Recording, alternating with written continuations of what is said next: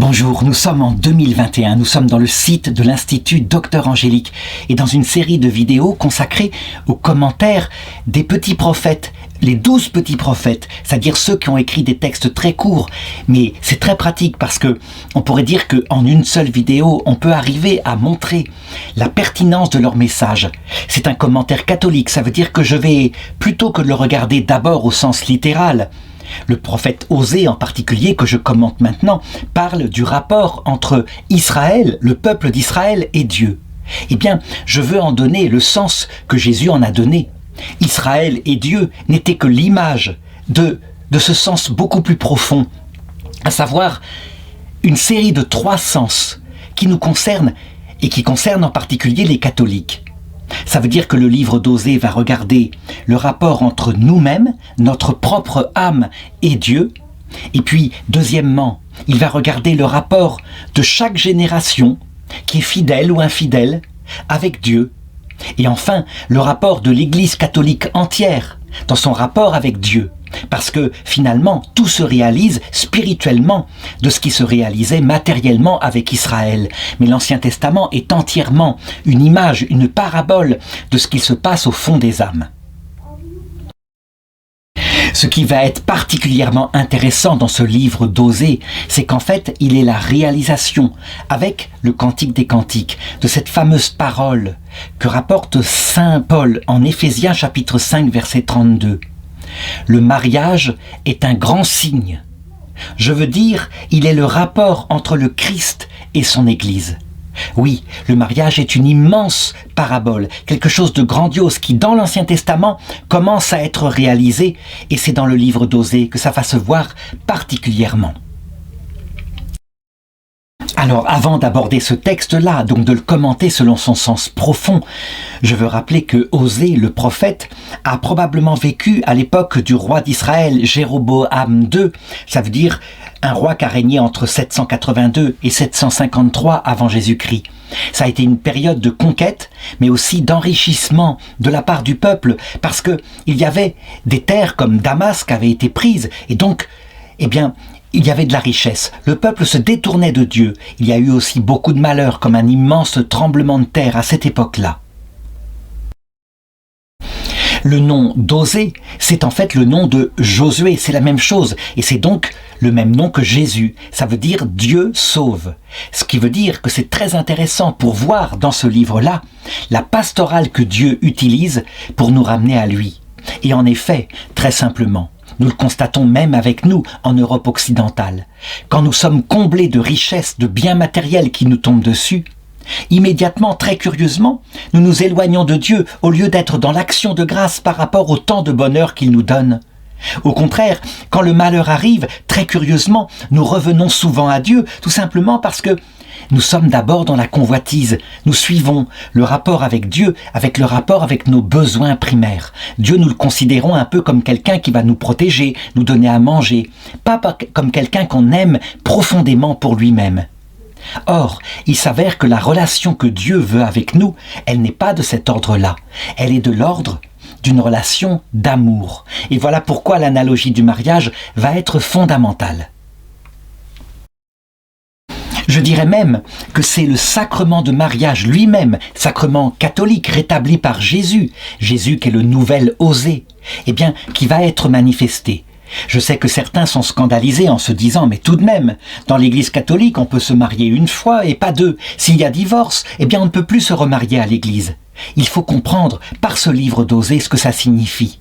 Ça veut dire que Dieu, quelle que soit notre infidélité, nous sera fidèle. Il reviendra toujours à nous si nous revenons à lui. C'est comme ça. Il n'y a jamais chez Dieu de divorce avec nous. Il nous aime plus que tout. Le sacrement de mariage est simplement le signe de cela. Si le Christ demande à un époux et une épouse, quand ils se sont engagés, à ne jamais, jamais trahir leurs promesses, pour le meilleur et pour le pire, ça veut dire même quand l'autre a trahi, c'est parce qu'ils sont appelés, pas sous peine de damnation, évidemment, Dieu connaît la fragilité des hommes, mais comme un signe sacramentel, ils sont appelés à signifier ce qui va être manifesté dans le livre d'Osée. Et donc pour le commenter, je ne vais pas tout lire, il est beaucoup trop long, mais je vais lire les passages principaux et montrer sa cohérence. Donc voilà ce que raconte Osée, chapitre 1, verset 1. La parole de Yahvé fut adressée à Osée, fils de Béri, au temps d'Osias, de Jotham, d'Akaz et d'Ézéchias, roi de Juda, et au temps de Jéroboam, fils de Joas, roi d'Israël. Commencement de ce que Yahvé a dit à Osée. Yahvé a dit à Osée, « Va, prends une femme, se livrant à la prostitution, et des enfants de prostitution, car le pays ne fait que se prostituer en se détournant de Yahvé. » Et alors, donc, Osée obéit à Dieu, il alla prendre Gomère, fils de Déblaïm, et il l'a pris comme épouse. Elle conçut et lui enfanta un fils. Alors Dieu lui dit, appelle-le du nom de Israël, car encore un peu de temps, et je châtierai la maison de Jéhu pour le sang versé à Israël, et je mettrai fin à la royauté de la maison d'Israël. Le signe est là très fort, très profond. Dieu demande donc à Osée de prendre une femme infidèle, une femme qui en plus se livre à la prostitution et qui met au monde des enfants de la prostitution. C'est quelque chose, on pourrait se dire, mais qui est absurde. Est-ce que Dieu va susciter un mariage comme cela ? En réalité, il en fait un signe, à savoir, regardez ce que fait Osée, qui agit en la personne de Dieu. Un peu comme le prêtre, quand il consacre l'Eucharistie, agit en la personne du Christ. Osée prend une femme prostituée. Ça signifie quoi ? Eh bien que Dieu, qui a voulu faire une alliance avec vous, Israël, a pris une femme prostituée. Vous ne cessez de vous prostituer avec toutes sortes d'idoles, d'autres dieux. Vous vous prostituez avec l'argent qui devient la finalité première de votre vie. Vous ne m'êtes pas fidèle. C'est donc quelque chose de très profond, et je l'ai dit, puisqu'il y a 3 niveaux de sens qu'il faut donner à tous ces textes dans leur sens eschatologique. Le premier et le plus fondamental, c'est qu'il faut se l'attribuer à soi-même individuellement. Ça veut dire que si on regarde ce texte-là et qu'on le lit en l'attribuant par exemple d'abord à l'Église protestante, ou alors à l'autre religion qui est notre concurrente, on n'entre pas dans la profondeur de ce texte. Non, c'est nous-mêmes qui sommes la femme prostituée de Dieu. Il a pris notre âme, il nous a convertis, et nous sommes infidèles. Qui peut dire qu'il n'est pas pécheur ? Je me rappelle qu'un jour quelqu'un me disait « Mais moi j'arrive à ne pas être pécheur. Par exemple, je suis parfaitement fidèle à ma femme, et jamais je ne la trahirai. » Et puis, à un moment donné, il m'avoua que tout de même, dans la rue, il lui arrivait de regarder des femmes jolies qui passaient, de les regarder comme ça, avec pas seulement un regard esthétique. Et je lui ressortais le texte de Jésus. Celui qui regarde une femme pour la désirer a déjà commis l'adultère avec elle. Il s'était mis en colère en disant « Mais tout de même, ça veut dire que tu me considères comme pécheur. » Et je lui disais « Mais il faut se considérer en premier comme pécheur. Si on ne se regarde pas avec toute lucidité, alors on ne comprend pas ces textes-là. Dieu nous veut modestes, humbles, vrais devant lui. Qui pourra tenir devant la pureté, la limpidité de l'engagement de Dieu ? Personne. Et donc, tout le texte d'Osée, il faut le regarder pour comprendre la pastorale que Dieu aura avec nous, grands pécheurs, qui le trahissons sans cesse, qui nous livrons à des péchés mortels, souvent par faiblesse, mais exactement comme la femme d'Osée, qui finalement ressemble à Marie-Madeleine. Marie-Madeleine n'était pas une prostituée, elle était simplement une femme qui cherchait l'amour et qui donc commettait l'adultère. Il est dit que Jésus chassa d'elle 7 démons. Les 7 démons, c'est quoi ? Ça veut dire qu'elle était tentée de goinfrerie, de luxure, ça veut dire le goût pour le sexe, mais sans doute aussi, au-delà de ça, d'une espèce de romantisme, la recherche du plaisir que donne l'amour, le plaisir sentimental que donne l'amour. Ça, c'est une addiction aussi. Et puis l'argent, et puis la colère, et puis l'orgueil, etc. Il a chassé en elle toutes ces choses qui la tenaient en dépendance. Elle est donc fondamentale pour comprendre le texte d'Osée et pour comprendre notre propre âme.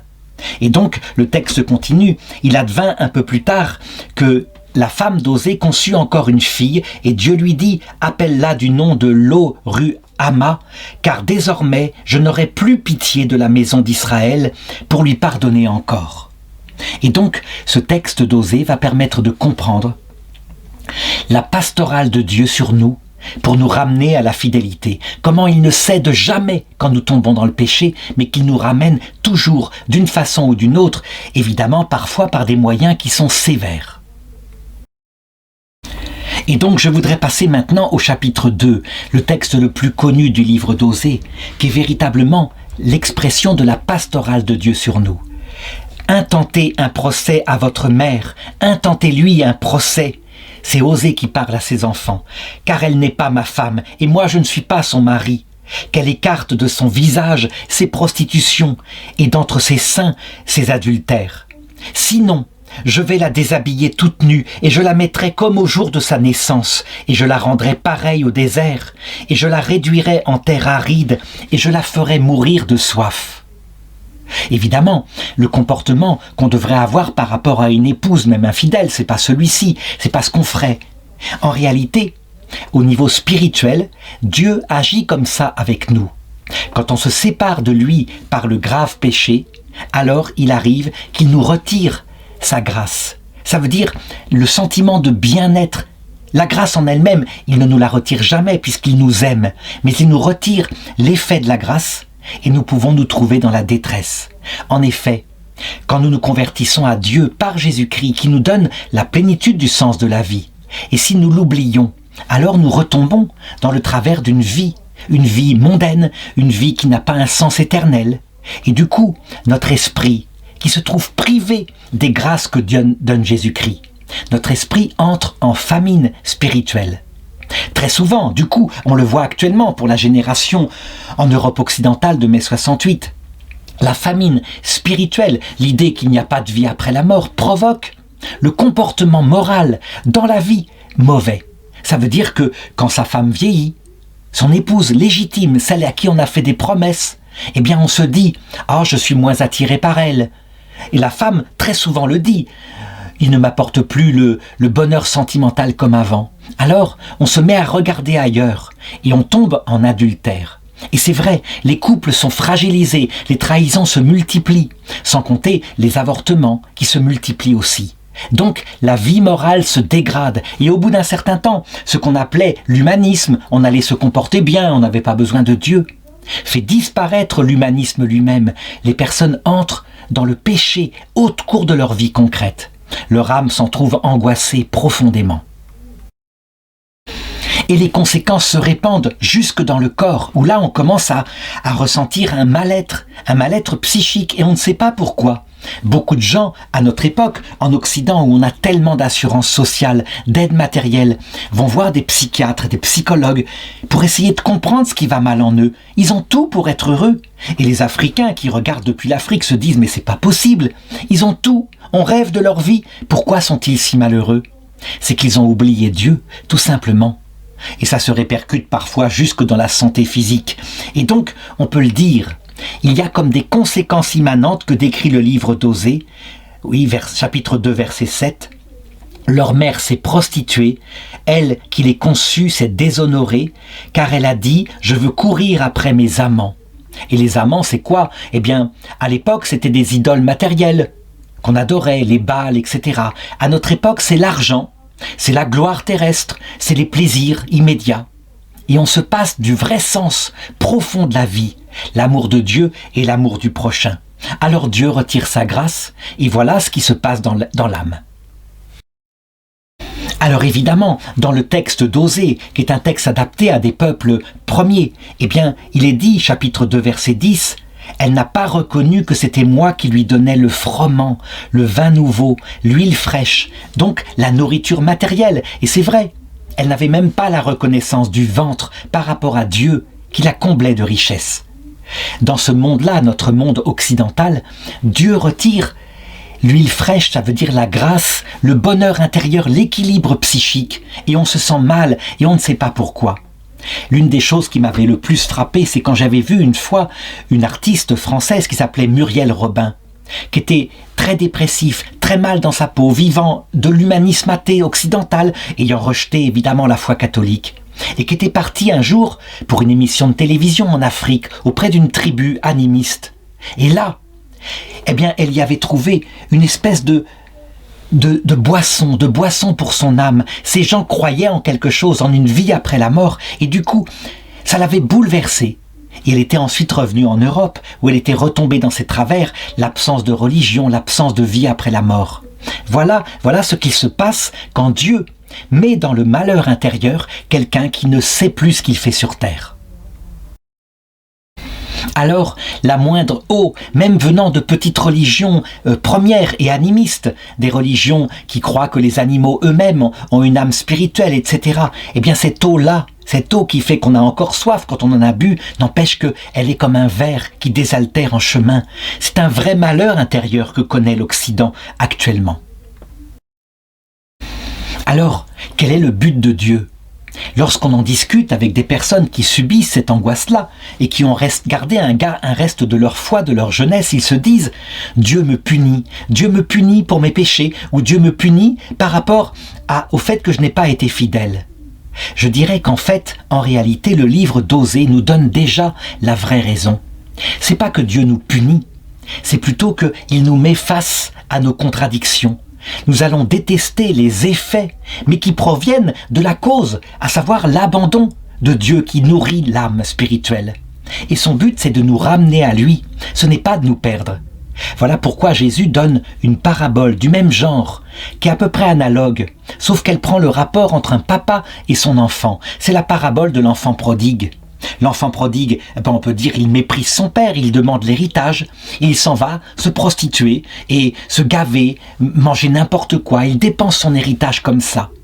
À un moment donné, il se trouve dans la misère, il finit par envier la nourriture même des cochons dont il a été amené à garder parce qu'il n'avait pas de travail, plus de revenus. Alors, pour des raisons matérielles, parce qu'il meurt de faim, il décide de revenir vers son père et de dire « Fais de moi ton esclave ». Ce sera tout de même mieux que ce que je vis actuellement. Et son père, loin de lui dire « Ah ben tu vois, t'as appris maintenant, et oui, tu vas t'occuper maintenant des animaux, tu seras l'esclave avec les esclaves ». Bien au contraire, il tue pour lui le veau gras, il prépare un immense repas, il l'accueille dans sa maison. Voilà ce que signifie ce texte. Dieu, il nous considère vraiment comme son épouse mystique. Et donc, même si, quand nous sommes infidèles, il s'éloigne de nous, ce n'est pas pour nous punir, c'est pour nous ramener à lui. Évidemment, ça passe par quelque chose qui ressemble à une punition. Et voilà ce que dit Osée chapitre 2, verset 16. « C'est pourquoi je vais la séduire, je la conduirai au désert, et là, je parlerai à son cœur. Et là, je lui rendrai ses vignobles, et je ferai du Val d'Achor une porte d'espérance. Et là, elle répondra, comme au jour de sa jeunesse, comme au jour où elle montait du pays d'Égypte. Alors il adviendra en ce jour-là, oracle de Yahvé, que tu m'appelleras mon mari, et que tu ne m'appelleras plus mon Baal, le Baal étant une idole de l'époque. En fait, on le voit, Dieu veut recréer l'amour premier, que pour le coup, si on veut le voir, on le voit dans le Cantique des Cantiques, dans la Bible. Le Cantique des Cantiques, c'est l'amour premier entre un jeune homme et une jeune femme qui est plein de fraîcheur, plein de nouveauté, plein de joie. Et cet amour-là doit revenir, c'est ce que veut Dieu. Une fois qu'on a compris ça, évidemment, dans l'Ancien Testament. Sauf qu'à l'époque, les gens n'osaient pas l'appliquer à eux personnellement, mais plutôt au peuple d'Israël dans son ensemble. Quand on comprend par Jésus-Christ que ça concerne vraiment nous, chacun d'entre nous individuellement, que Dieu veut une relation intime dans le cœur à cœur, alors c'est bouleversant. Concrètement, quand quelqu'un vit cela, qu'il s'est éloigné de Dieu par le péché, comment est-ce qu'il peut revenir à Dieu sachant qu'il est comme cela ? Eh bien, l'Église, elle propose d'abord de revenir humblement dans l'oraison, la prière, en lui demandant pardon. Et en conséquence, pour concrétiser les choses, eh bien le sacrement de pénitence. Ça veut dire qu'on va dire à Dieu à travers le prêtre très concret qui est devant nous et qui est représentant de Dieu, qui doit exercer la miséricorde de Dieu. On va lui dire ses péchés, tout ce qu'on a fait de mal, tout ce qui nous revient, et vraiment décider de ne plus recommencer avec beaucoup de regrets et même de réparer. Alors, de manière sensible et palpable, adaptée à ce que nous sommes, nous petites créatures sensibles, nous recevons l'absolution de la part du prêtre, en fait de la part de Dieu. Notre péché est pardonné. C'est quelque chose d'assez fantastique. C'est très concret, mais ça signifie cela. Le but de Dieu, c'est donc, Osée chapitre 2, verset 21, « Je te fiancerai à moi pour toujours, je te fiancerai dans la justice et dans le droit, dans la tendresse et dans la miséricorde. » Ça veut dire une relation intime qui cette fois ne jamais, ne soit trahi. Et il faut remarquer que la qualité de cette relation, elle est sur deux pôles. Dans la justice et le droit, ça veut dire elle est vraie. On se dit les choses. On ne se prétend pas devant Dieu quelqu'un de parfait, loin de là. Dieu ne veut pas de ça. Et donc on est capable de lui raconter nos péchés, nos failles. Il n'en voudra pas. Parce que, en ce qui le concerne, l'autre aspect de cette alliance, c'est la tendresse et la miséricorde. Il ne nous en veut pas d'être fragiles, c'est lui qui nous a créés. Mais il veut que, véritablement, nous revenions vers lui, que nous soyons reconnaissants de cette bonté. Il ne nous abandonnera jamais. Et donc, je parlais tout à l'heure du sacrement de mariage, on voit à quel point il est le symbole de cela.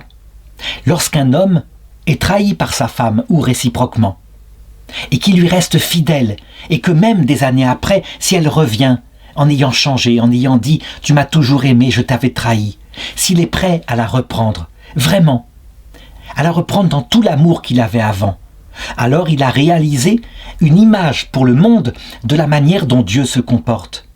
Je me rappelle, quand j'étais jeune, j'avais un professeur de danse classique, enfin c'était ma mère qui l'avait, qui avait un comportement comme cela. Je me rappelle, il s'appelait Alyosha, c'était à Rennes, et véritablement, c'était un homme droit.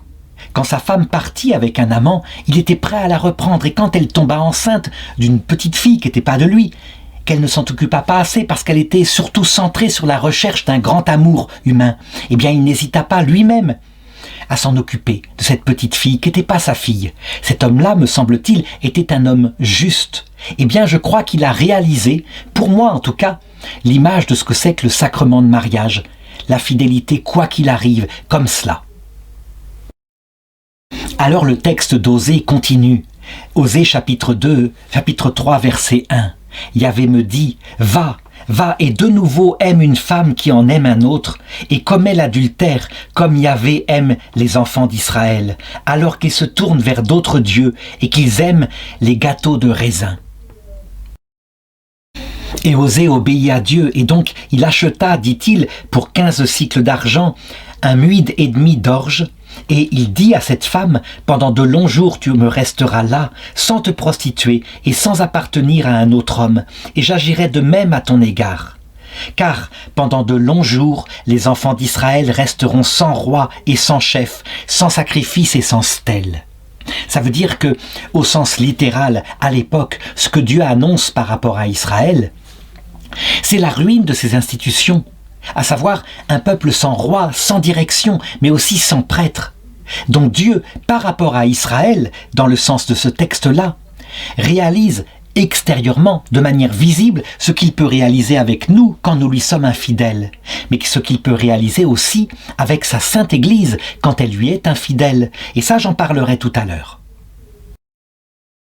Parce que justement, dans le livre d'Osée, chapitre 4, il est dit ceci. Comment se fait-il que le peuple de Dieu se détourne de Dieu? Eh bien, à l'époque, la cause en est à peu près la même qu'à notre époque actuelle. C'est à toi, prêtre, que je suis en procès. Tu trébucheras en plein jour, le prophète aussi trébuchera, la nuit avec toi, et je ferai périr ta mère.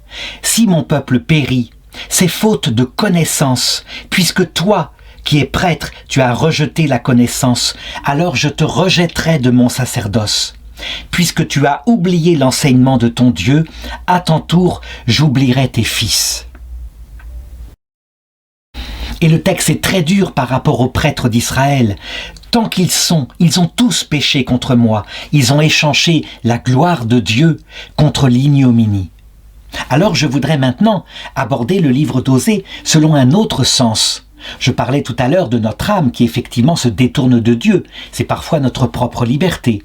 Mais il y a, pour ce qui concerne Israël à l'époque, et pour ce qui concerne l'Église, dans son ensemble, ou diverses églises, comme des églises protestantes, classiques, des églises luthériennes, il y a une véritable faute de la part des prêtres. Nous devons savoir en effet que le peuple de Dieu, quand il est comparé par Dieu à un petit troupeau, c'est vrai. Si une paroisse, par exemple, est mise avec un bon prêtre qui tout d'un coup enflamme sa ferveur en lui parlant de l'amour de Dieu, la paroisse suit.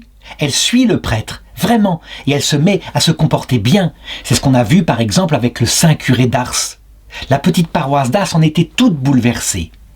Si au contraire, on a un prêtre purement horizontal, un prêtre qui ne parle que de politique ou qui a évacué le message du Christ pour le remplacer par une sorte de message d'humanisme sur terre exclusivement, alors, le peuple de Dieu, il suit, il perd la foi comme un troupeau qu'a un mauvais pasteur. Et c'est vrai, on a vu dans l'Église catholique à partir, disons, des années 60, dû sans doute à mai 68, à la déconstruction que toute une génération a faite de la foi, mais aussi de la pastorale, de la pédagogie. Ça s'est passé non seulement dans l'Église, mais ça s'est passé dans toute l'Europe occidentale. On a vu des catéchismes arriver qui ne voulaient plus enseigner l'Évangile, mais qui le réduisaient souvent à être gentil avec son copain. C'était ce qui était apporté aux enfants. À, je dirais, quelques paraboles qui expliquaient comment se comporter bien en société, donc quelque chose de purement horizontal. Et les prêtres, parfois, réduisait Jésus, effectivement, à une sorte de révolutionnaire qu'avait voulu créer sur terre un monde plus juste. Il n'y avait donc plus l'explication profonde de ce que nous faisons sur terre, pourquoi nous sommes parfois dans la souffrance, qu'est-ce qui se passe après la mort, donc cette espérance théologale, la possibilité d'une relation cœur à cœur avec Jésus, qui n'est pas simplement une sorte de révolutionnaire, mais qui est Dieu, le créateur du monde, qui veut habiter dans notre cœur. Résultat, en réduisant à l'horizontale, en supprimant l'enseignement de la foi dans sa profondeur, le peuple de Dieu est mort faute de connaissance. Il se passe donc la même chose. C'est vrai, quand les bergers sont mauvais, le peuple se perd. Et donc il est dit, Osée chapitre 4 verset 10, « Ils mangeront, mais sans se rassasier. Ils se prostitueront, mais sans s'accroître, car ils ont abandonné Yahvé pour se livrer à la prostitution, le vin et le mou leur font perdre le sens. » Et c'est vrai, on est stupéfait par cela. On voit que ceux qui ont réduit le christianisme à de l'horizontalité, donc comme des étoiles qui indiquent la terre plutôt que le ciel, leur bénédiction même, dans leurs églises, se transforme en malédiction. Ça veut dire que les gens ne viennent plus. Je me rappelle d'une expérience que j'ai constatée en Belgique, un petit pays anciennement profondément catholique, et maintenant, tombé un peu dans ce travers. À un moment donné, le cardinal Sarah, qui était préfet de la liturgie, un cardinal africain, fut invité en Belgique pour venir parler un petit peu de Dieu. Et là, il vint avec une très grande fermeté, avec un évangile plénier. Il dit même à ceux qui étaient présents, dont le cardinal de Bruxelles, et ils avaient pourtant été réunis loin du centre-ville pour qu'ils soient peu nombreux. Il leur dit, « Vous savez, je viens d'un pays lointain. On m'a tiré depuis un troupeau que je gardais. L'Église catholique a fait de moi son prêtre, l'Église catholique a fait de moi son évêque, et elle m'a appelé ensuite à Rome pour veiller sur la liturgie. Vous savez, Dieu demandera des comptes de mes péchés. Et il en demandera aussi à vous qui êtes les bergers de son peuple. Et donc, si je le vois, vous ne luttez pas contre des choses comme par exemple l'avortement, le fait que les enfants sont tués, ou alors on ne s'occupe plus des personnes âgées et on les laisse parfois mourir, on peut les euthanasier. Si vous ne dites pas la vérité, il vous demandera compte de toutes choses. Et je me rappelle que les gens qui étaient là, qui étaient peut-être 5-6 000, applaudirent debout. Le peuple de Dieu applaudissait debout pendant presque 10 minutes. C'était quelque chose de fantastique, comme si tout d'un coup, une parole absolue qui tombait de la part d'un prêtre nourrissait de nouveau les cœurs qui n'attendaient que cela.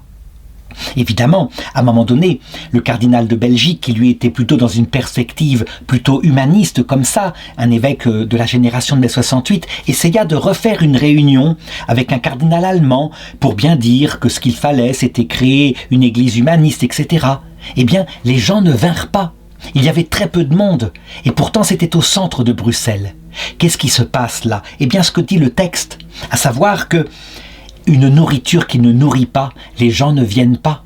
Et la bénédiction et les efforts pastoraux faits par ceux qui se demandent « Mais comment se fait-il que certains qui parlent de choses verticales, comme le sens de la souffrance, le jugement à venir, la venue de Jésus-Christ dans le cœur, ceux-là ont du succès, et nous qui parlons de choses qui devraient parler aux gens, comme être heureux sur terre, augmenter le niveau social, etc., la justice, l'accueil des migrants, les gens ne viennent pas.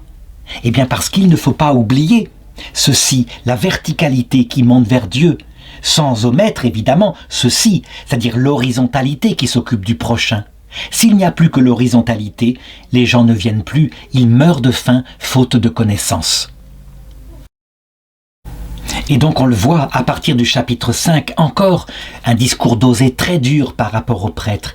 Écoutez ceci, prêtres, sois attentive, maison d'Israël, maison du roi, prête l'oreille, car c'est vous que concerne le droit, c'est vous qui avez été un piège à Mispa et un filet tendu sur le Tabor. Leurs œuvres ne leur permettent pas de revenir vers leur Dieu, car un esprit de prostitution est en leur sein et ils ne connaissent pas Yahvé. Et le verset 7 continue, ils ont trahi Yahvé, ils ont engendré des bâtards, et maintenant la néonémie va les dévorer, eux et leurs champs. Il faut le reconnaître, et saint Paul le disait, si vous prêchez Jésus-Christ, et Jésus-Christ crucifié, sans les artifices de la parole, sans des tas de montages internet, c'est pas la peine, mais que vous prêchez Jésus-Christ dans sa vérité plénière, alors le peuple de Dieu reviendra. Parce qu'il fonctionne un peu comme un petit troupeau. Il entend la voix du bon berger, et ceux dont le cœur est droit, eh bien ils viennent attirés par le bon berger, par la grâce de Dieu. Tandis que quand c'est un mauvais berger, quelqu'un qui prêche un message qui n'est pas l'évangile, eh bien instantanément, instinctivement, le sensus fidei, le sens de la foi qui est dans le peuple de Dieu, lui fait sentir qu'il n'y a pas là la vie divine. Évidemment, pour les pasteurs du troupeau, pour ceux qui réfléchissent à la meilleure pastorale, c'est quelque chose d'incompréhensible et souvent, jusqu'à la fin de leur vie, ils ne comprennent pas. Ils se disent, mais comment se fait-il? On dirait que c'est comme si Dieu était parti. Et donc le chapitre 5, verset 14 dit, « Car moi, Dieu, je suis comme un lion pour Éphraïm, comme un lionceau pour la maison de Juda. Moi, je déchirerai et je m'en irai. J'emporterai ma proie et personne pour délivrer. » Ça veut dire que Dieu vraiment se retire. Quand il n'y a plus le message que Dieu veut pour son peuple, il se retire, il s'en va. Et donc, le peuple de Dieu se délite, un peu comme attrapé ou attaqué par un lion féroce qui ne donne plus la grâce. Alors attention, je sais que certains prennent ce discours-là comme étant quelque chose de féroce, quelque chose de sanctionnant, à jamais, une malédiction envoyée par Dieu, et que ces prêtres-là, certains le disent sur Internet, ils iront en enfer. C'est mal connaître Dieu. Dieu, il est mort sur la croix. Il ne faut pas oublier, nous sommes dans un commentaire catholique. Nous avons maintenant aucune excuse si nous mettons dans la désespérance ceux qui se laissent aller à la prostitution. Quand Jésus-Christ meurt sur la croix, s'il meurt pour des gens qui l'insultent alors qu'il est là dans la détresse et qu'il prie pour leur salut, est-ce qu'il aurait changé de comportement après? Bien sûr que non. La colère de Dieu, on pourrait appeler ça comme ça, n'est pas pour toujours, elle est pour éduquer. Et donc c'est ce que dit le chapitre 5, l'épreuve ne sera pas pour toujours.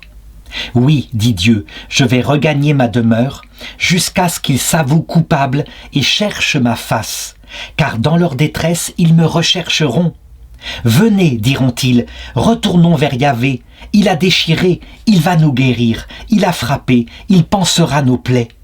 Après 2 jours, il nous fera revivre, et le 3e jour, il nous relèvera, et nous vivrons en sa présence. Je dirais qu'il y a là une phrase de saint Paul qui permet de comprendre l'attitude pastorale de Dieu quand il se montre comme ça sévère. C'est une phrase du Nouveau Testament et c'est toujours le Nouveau Testament qui doit nous permettre de comprendre l'Ancien Testament. Romains chapitre 11, verset 32. « Car Dieu a enfermé tous les hommes dans la désobéissance pour faire à tous miséricorde. »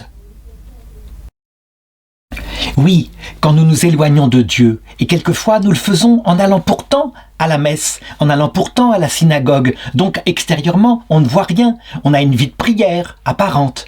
Mais quand nous nous éloignons de Dieu, Dieu lui voit notre cœur, quand notre cœur est à une idole, que nous n'allons à la messe ou pour les Juifs à la synagogue que pour avoir des biens matériels. Alors Dieu se retire volontairement et il nous livre aux conséquences immanentes de notre désobéissance. Mais c'est toujours pour nous retrouver, pour que nous revenions. Nous avons un exemple, si je l'applique ce texte-là à la génération qui est sortie de la Seconde Guerre mondiale, qui est née en 1945. On est typiquement là-dedans.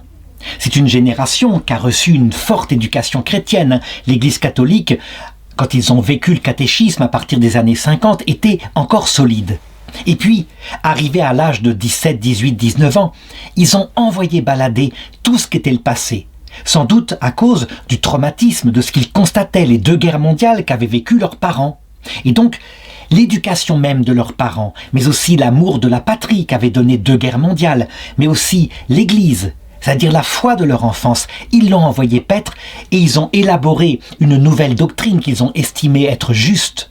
Faites l'amour, pas la guerre. Donc profitons de la vie, du plaisir qu'il y a à vivre en ayant de l'argent. Et évitons maintenant l'horreur des 2 guerres mondiales. Ils avaient raison, ça se comprenait. Le seul problème, c'est qu'ils ressemblaient un peu à leurs parents. Eux aussi rejetaient Dieu. Eh bien Dieu, il les a livrés à leur cœur. Il les a laissés faire, il les a laissés construire le monde qu'ils voulaient. Et puis le temps a passé comme un éclair. Et nous sommes en 2021, où là, c'est un peuple entier, ce qu'on appelle les baby-boomers, qui a atteint 75 ans, et qui arrive avec une vie si vite passée, sans espérance pour l'autre monde, donc un cœur vide. Eh bien Dieu les laisse, il les livre à cette angoisse-là, cette angoisse qui les ronge, parce qu'évidemment, on se rend compte à quel point les quelques années qui restent là, alors qu'il y a, c'est une année de virus, 2021, il y a déjà ce signe qui indique que la prochaine fois ce sera l'heure de la mort. Et la mort pour eux, forcément, puisqu'ils ne croient plus en Dieu, qu'ils l'ont abandonné. La mort c'est le néant. C'est source d'une terrible angoisse dans leur cœur. Certains se disent, eh bien tant mieux, ils seront punis par l'enfer éternel. C'est mal connaître Dieu. Il ne permet cela que pour leur faire miséricorde. À savoir que, après, ayant réfléchi, ayant connu la famine spirituelle, eh bien au jour où Jésus viendra les chercher, ils puissent, bouleversés, tomber à genoux et reconnaître qu'ils se sont trompés, qu'ils ne valaient pas mieux que leur père, qui eux mettaient en avant l'idole qu'était la patrie. La patrie, il faut l'aimer, mais pas au-dessus de tout, pas en faisant son Dieu. De même pour les plaisirs, comme les plaisirs sexuels, c'est quelque chose d'utile dans le mariage, mais pas d'en faire son Dieu avec l'argent. Et donc, beaucoup se repentiront, reviendront vers lui, reconnaîtront après avoir subi le temps de désert que raconte Osée. Je la conduirai au désert, et là je la mettrai toute nue. Beaucoup reviendront à Dieu. Dieu est donc miséricordieux avec son épouse fragile et adultère que nous sommes. Osée chapitre 6 verset 4. Que te ferai-je, Éphraïm? Que te ferai-je, Juda? Car votre amour est comme la nuée du matin, comme la rosée qui, dès que le soleil arrive, se dissipe. Ça veut dire que nous ne sommes pas fidèles. Si il nous comblait de nouveau de bien, nous retomberions dans notre infidélité, nous le savons. Alors comment faire? Il n'y a personne donc qui est sauvé puisque nous sommes comme ça, si fragiles. Eh bien, il y a une manière de contourner les choses. À savoir, si nous sommes conscients de ce que nous sommes là, tellement infidèles, si nous sommes conscients que nous sommes nous, la femme adultère épousée par Osée, alors nous arrivons à genoux, en disant à notre mari qui est Dieu, « Pardon Seigneur, tu sais comme je suis fragile, prends pitié de moi. » Quand une âme arrive repentante devant lui, même si elle n'a pas été parfaite dans sa vie, mais que vraiment en toute vérité elle reconnaît ses péchés, alors on peut en être certain, Jésus le montre. Il nous accueille comme l'enfant prodigue, il tue pour nous le veau gras, ça veut dire qu'il nous accueille dans les jardins royaux de la vie éternelle. Il n'est pas un Dieu féroce, ceux qui disent « il va vous mettre en enfer éternel, quelle que soit la cause ». Non, il est miséricordieux jusqu'au moment de la rencontre, jusqu'au moment où nous le voyons à l'heure de notre mort. Alors je sais que certains diront « il parle encore de la miséricorde et donc il ne secoue pas les gens pour qu'ils se convertissent ». Bien sûr qu'il faut se convertir et qu'il faut faire des efforts pour se passer de ces idoles. Mais la première idole, celle que Jésus a fustigée dans l'Évangile, c'est quand on est certain d'être quelqu'un de bien devant Dieu. Ceux qui croient que eux, ils ont été fidèles, ceux-là sont les pires. Ils sont tombés dans la pire idolâtrie et ils ont droit, dans le discours de Jésus, aux 8 malédictions qu'il a envoyées aux scribes et aux pharisiens hypocrites. Tandis que, par rapport à Marie-Madeleine, cette épouse infidèle, cette pauvre femme qui est venue vers lui et qui avait cassé à ses pieds une bouteille de parfum, 1 an de salaire. Jamais il n'a eu une parole dure pour elle. Bien au contraire, quand Judas a dit « mais c'est lamentable, il aurait fallu vendre ce parfum et le donner aux pauvres », il l'a défendu. Il a dit « tu vois cette femme-là, eh bien ce qu'elle a fait là, on s'en souviendra jusqu'à la fin du monde. Et la preuve, c'est que je le rappelle maintenant. » Donc, il faut savoir que Dieu regarde nos péchés avec une hiérarchie. Il est très sévère par rapport aux péchés, évidemment, mais il sait mettre à leur juste place les péchés plus graves et les péchés moins graves. Le péché le plus grave étant l'orgueil, le péché le moins grave étant la fragilité. Comme des brigands en embuscade, Osée chapitre 6 verset 9, une bande de prêtres assassine sur la route de Sichem. Oui, ils commettent l'infamie. Et au verset 10, l'orgueil d'Israël témoigne contre lui, et ils ne reviennent pas vers Yahvé, leur Dieu. Avec tout cela, ils ne le cherchent pas. Verset 14, ils ne crient pas vers moi du fond du cœur quand ils se lamentent sur leurs couches. Pour du blé et du vin nouveau, ils se lacèrent, mais ils se rebellent contre moi. Voilà, on peut le dire, Dieu est parfaitement lucide sur nos infidélités. Et donc, je l'ai dit et je le redirai souvent, quand nous-mêmes, d'abord, nous arrivons avec un cœur repentant, c'est la première étape qui plaît, c'est ce qu'on appelle le baptême de Jean-Baptiste.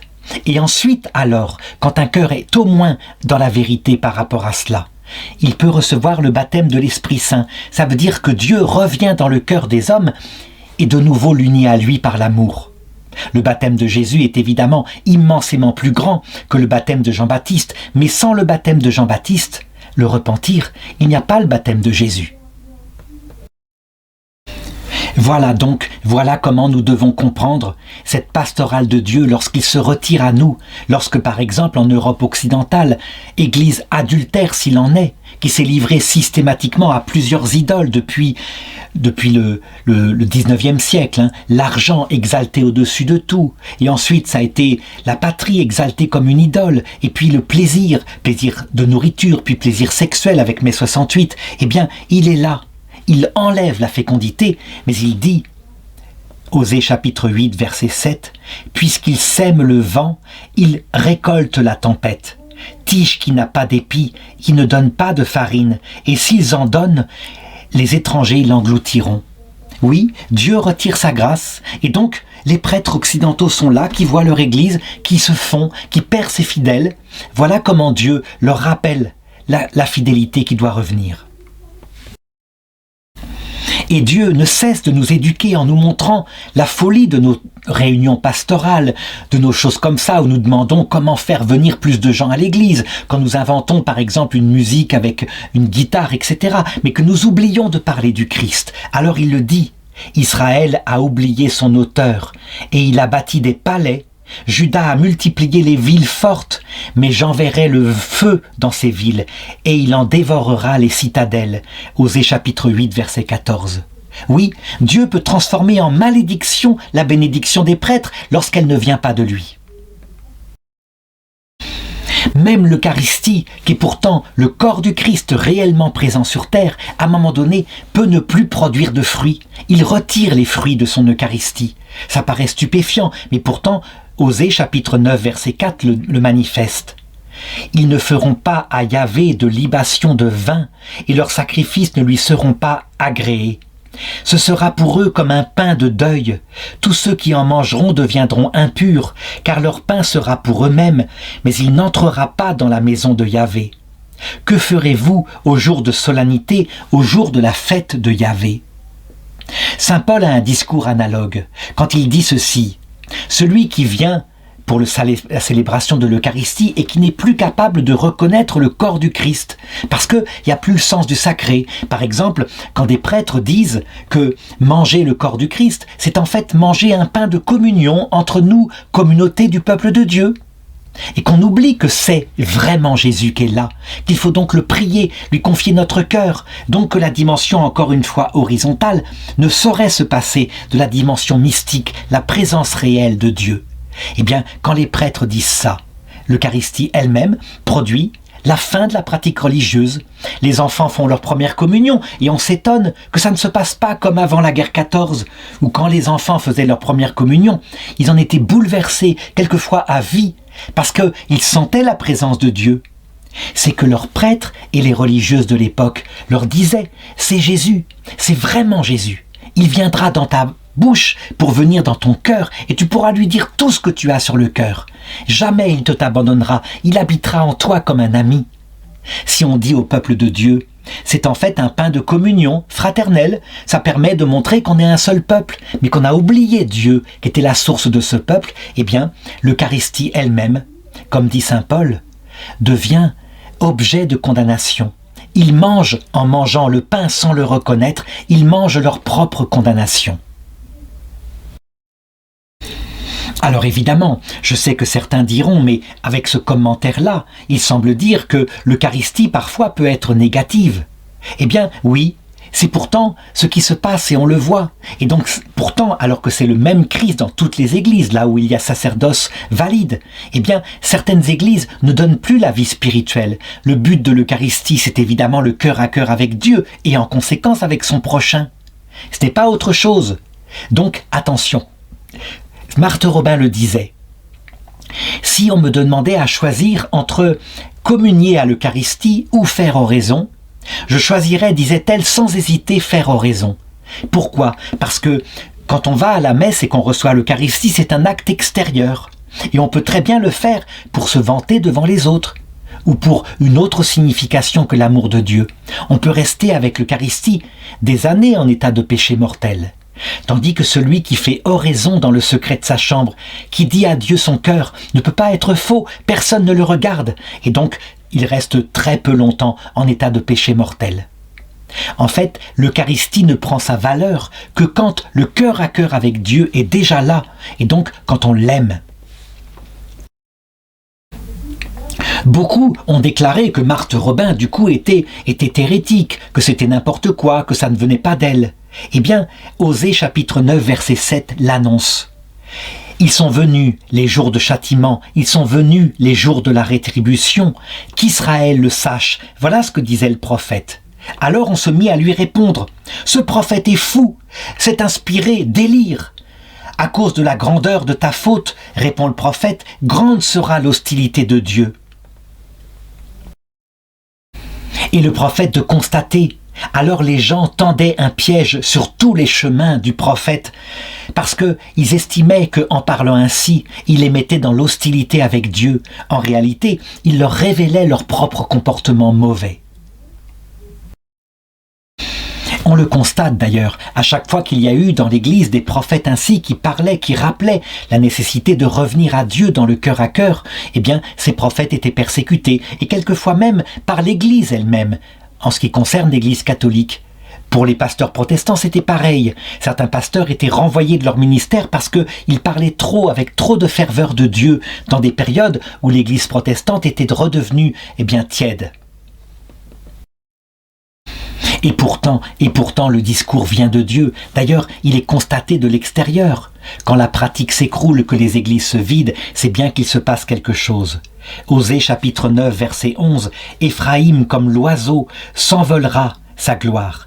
Plus d'enfantement, plus de grossesse, plus de conception. » Ça veut dire quoi? Une église occidentale, si elle se coupe de Jésus-Christ, un peu comme le sarment qui n'est plus lié à la vigne, ne produit plus de prêtres, plus de vocations. Ce n'est pas possible, vraiment, parce que les gens ne sont plus attirés vers ce sens de l'absolu qu'il y avait avant. D'ailleurs, le prophète Osée va reprendre cette autre comparaison, après la plus profonde qui était celle du mariage, la comparaison de la vigne, que Jésus reprendra quand il dira « Vous êtes les sarments », ça veut dire les branches de la vigne, et je suis le pied de vigne. Tout sarment qui n'est pas branché sur le pied, il se dessèche et il meurt, et il n'y a plus qu'à le jeter au feu. Voilà ce que dit Osée chapitre 10 verset 1. Israël était une vigne luxuriante qui donnait bien son fruit. Puis son fruit se multipliait, plus il a multiplié ses autels aux idoles. Plus son pays devenait riche, et plus riche il a fait des stèles aux idoles. Leur cœur est double, maintenant ils vont expier. Lui-même renversera leurs autels, il dévastera leurs stèles. Et le texte continue pour manifester d'ailleurs ce qui s'est passé pour Israël, mais qui se passe aussi pour une église lorsqu'elle est infidèle. Ils seront détruits, les hauts lieux d'Aven, ce péché d'Israël. Épines et chardons grimperont sur leurs autels. Ils diront alors aux montagnes, couvrez-nous, et aux collines, tombez sur nous. Encore un texte que Jésus reprendra pour indiquer, dans Matthieu chapitre 24, la méthode de Dieu pour nous conduire au salut. Oui, parfois il y a des sanctions de cette manière-là, et les églises se vident et leur toit tombe en ruine parce qu'il n'est plus entretenu. Parce que la vie spirituelle, quand elle disparaît, eh bien, elle est manifestée dans l'état des bâtiments qui sont consacrés au culte spirituel. Dans une école catholique, par exemple, il est intéressant de regarder ce qu'il se passe avec l'oratoire. En période de ferveur, évidemment, on construit un bel oratoire où les élèves peuvent venir, qui est beau, qui a de la moquette, etc. Et puis, quand on commence à voir que dans cet oratoire, parce qu'on n'a pas de lieu où mettre quelque chose, par exemple un projecteur périmé ou une vieille armoire, eh bien on se dit, tiens, il y a une pièce ici, elle n'est pas très utilisée et on le met dedans. Oh, c'est provisoire, c'est quand même l'oratoire, mais que ça y reste et que s'accumulent d'autres objets. Eh bien, c'est significatif de la place qu'on donne à Dieu dans une école catholique. En général, à un moment donné, va arriver un autre directeur qui transformera cet oratoire en salle polyvalente, par exemple, parce qu'il faut récupérer de la place. C'est quand Dieu a été éjecté. Eh bien, il se passe la même chose dans le cœur humain, mais aussi dans l'Église catholique lorsqu'elle n'est pas fidèle. Osée chapitre 10 verset 12, quand il est dit « Faites-vous des semailles selon la justice, moissonnez à proportion de l'amour, défrichez les terres en friche. » Eh bien, c'est un appel à la conversion, ça veut dire que tout peut revenir. Et souvent, Dieu mène au désert, comme il l'a montré au début de ce texte-là, pour mieux qu'un jour une génération suivante se lève, assoiffée de Dieu, et qu'alors elle reconstruise tout. On le voit donc, le livre d'Osée, il doit véritablement être regardé comme étant significatif de la manière dont Dieu éduque son peuple. Il sait, Dieu, qu'il faut nous sauver, il sait ce qu'il y a en nous, et donc il peut utiliser des moyens comme ça qui sont comme des sanctions. Et il le dit, chapitre 11, verset 1, « Quand Israël était jeune, et Israël, je l'ai dit, il faut regarder soi-même, l'Église catholique, notre génération, l'humanité entière. Quand Israël était jeune, je l'aimais, et d'Égypte, j'ai appelé mon fils. »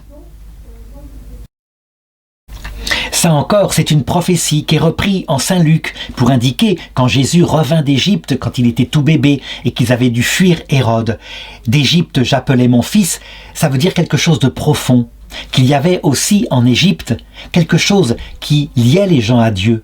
C'était en fait la certitude de la vie éternelle. Ils croyaient en la résurrection qui viendrait et que Dieu leur donnerait. Donc d'Égypte, il y a quelque chose qui a été gardé dans le paganisme d'Égypte et que Jésus a prêché à son peuple. Il y a effectivement une vie éternelle. Mais plus je les appelais, plus ils s'écartaient de moi. Au Baal, ils sacrifiaient, aux idoles, ils brûlaient de l'encens. Et donc, Osée le répète, alors je les privais de leur richesse, mais, et c'est le verset 9 du chapitre 11, je donnerai pas cours à l'ardeur de ma colère, je ne détruirai pas à nouveau Éphraïm, car je suis Dieu et non pas homme, au milieu de toi je suis le Saint, et je ne reviendrai plus avec fureur.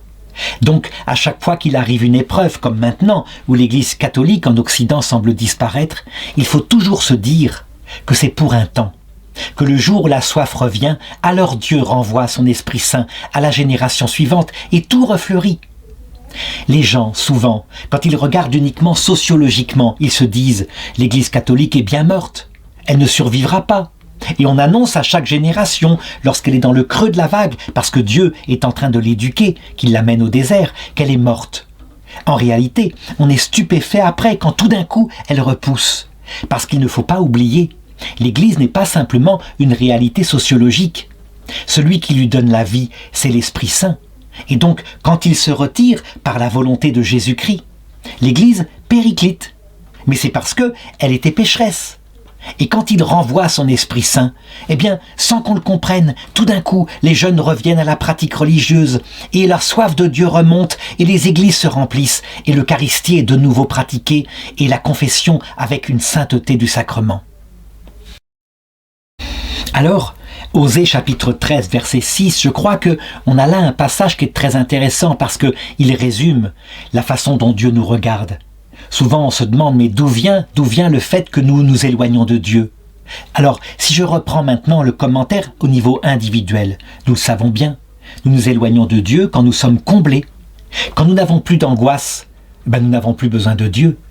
Quand il y a trop d'angoisse, c'est pareil, ça nous écrase, mais quand il y a un peu d'angoisse, que nous n'allons pas si bien que cela, alors nous nous tournons vers Dieu. Ça veut dire qu'en fait, c'est notre ressenti qui nous fait aimer Dieu très souvent. Et ils sont peu nombreux, ceux qui aiment vraiment Dieu, indépendamment de ce qu'ils ressentent, le bien, le mal, la richesse, la pauvreté. Et donc c'est paradoxal, mais quand Dieu nous comble de bien, on l'oublie, et quand il nous prive de bien, on revient vers lui. Je les ai fait paître, ils se sont rassasiés comme un troupeau. Rassasiés, leur cœur s'est élevé, donc il a développé de l'orgueil, on se croit quelqu'un. Et voilà pourquoi ils m'ont oublié. J'ai donc été pour eux comme un lion, comme un léopard près du chemin, je me tenais aux aguets, et j'ai fondu sur eux comme une ours privée de ses petits, et je les ai déchirés. Donc voilà comment se comporte Dieu. Alors, à partir de là, et en appliquant ça, par exemple, je l'ai dit tout à l'heure, à la génération de mai 68, on le voit. Cette génération, Dieu la laisse, il l'a comblée de bien, elle n'a plus eu la guerre. Et ensuite, elle a été déchirée, mais par des avertissements miséricordieux. Elle a d'abord subi, à peu près 15 ans après mai 68, elle a subi le virus du sida, qui était là, pas forcément provoqué par Dieu, mais qui arrivait, comme toutes les épidémies, en plein dans l'axe de ce qu'était l'idole de cette génération. Faire l'amour sexuellement, librement, sans fidélité, sans qu'il y ait de risque d'enfant. Ce virus-là était l'axe qui lui rappelait que non, c'est pas comme ça, la sexualité n'est pas faite pour cela. Et puis, devenue plus âgée, quand elle a atteint 75 ans, il y a eu le coronavirus, petit virus très faible qui n'a rien à voir avec la grippe espagnole après la guerre 14, parce que les gens de la génération des 68 sont beaucoup plus fragiles, beaucoup plus sensibles, et donc ce petit virus qui ne tuait que 0,01% des gens, et surtout des personnes très âgées, a provoqué une panique en rapport avec l'idée que leur vie serait sur terre éternelle. Eh bien non, elle leur rappelle que non. Voilà comment Dieu fond sur eux comme un lion. Et puis il y aura la vieillesse, la dépendance, il y aura peut-être les crises des banlieues, il y aura la mort. Et donc, chapitre 13, verset 14. « Et moi, dit Dieu, je les délivrerai du pouvoir du Shéol, de la mort je les rachèterai. Où est ta peste, ô mort? Où est ta contagion, ô Shéol? La compassion se dérobe à mes yeux. » Ça veut dire que si ces gens meurent maintenant, d'ici 20 ans, et qui ne sont pas encore prêts, ils auront d'autres épreuves, qui s'appellent le Shéol. Ça veut dire que pour les rapprocher de lui, Dieu sera capable de les laisser entre ce monde et l'autre. Dans le séjour de jadis où allaient les hommes, dans la barbarie de l'époque de l'Ancien Testament. Il ne viendra pas les chercher tout de suite. Mais attention, il viendra les chercher. Il n'y a qu'une seule personne qui l'abandonne pour toujours, vraiment, et où finalement c'est éternel. C'est le blasphème contre l'Esprit Saint. Avant que n'arrive ce moment où une personne qui a été bête, qui a été stupide, qui n'a cherché que sa chair, elle s'obstine à dire « ce qui m'intéresse, c'est uniquement mes idoles, à savoir moi-même. Et toi, tu ne m'intéresses pas avec ton évangile. » Entre-temps, Dieu tente tout pour sauver ses enfants, y compris le passage par le Shéol, juste à l'heure de la mort. Et il peut durer. Qu'on se souvienne comment le peuple hébreu, qui devait franchir le désert entre l'Égypte et Canaan en 3 jours, la durée habituelle de la mort, est resté 40 ans dans le désert, et que là ils y sont morts. C'est une image, une parabole de ce que c'est que ce Shéol. Évidemment, et toujours, c'est comme ça que je terminerai le livre d'Osée, chapitre 14, verset 5. Ceci n'est pas pour toujours. On ne reste pas à jamais dans le Shéol ou dans l'Hadès, donc entre ce monde et l'autre. À un moment donné, quand on a compris enfin qu'on s'était trompé, cette génération recevra la visite du Christ. C'est ce que dit le catéchisme de l'Église catholique. Il est descendu dans le Shéol le vendredi saint. Eh bien, il le fait à chaque période, chaque temps, chaque lieu, pour chaque personne qui meurt. Il vient les chercher.